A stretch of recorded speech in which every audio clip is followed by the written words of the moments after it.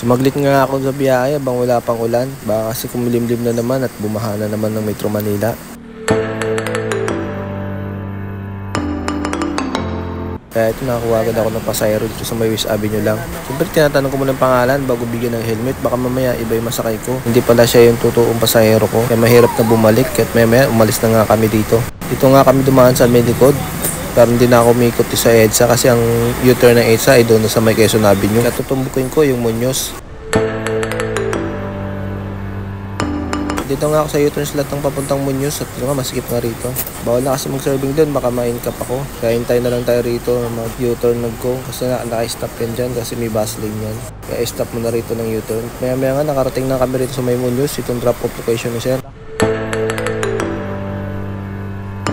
Malapit lang din naman to, tinawid lang ng EDSA. Dito ko na lang daw siya bababa.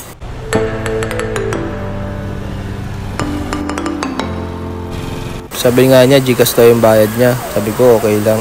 Naka-ready naman yung QR code ko. Binigay na nga niyang helmet, tapos pinasok ko na rin sa lagayan. Baka kasi umulan. Pasok ko na lang sa loob ng box kasi baka may umulan ng bigla. Magbabasa na naman.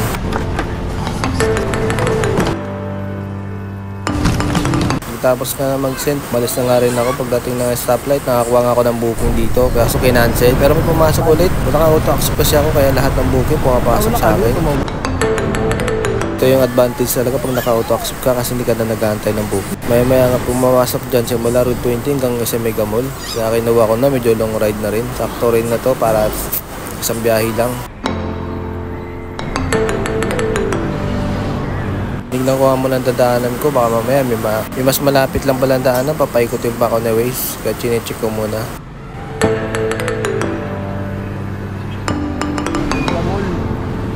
Maya nga, umalis na rin ako, pinunta ko na rin si madam doon sa may pick up location niya.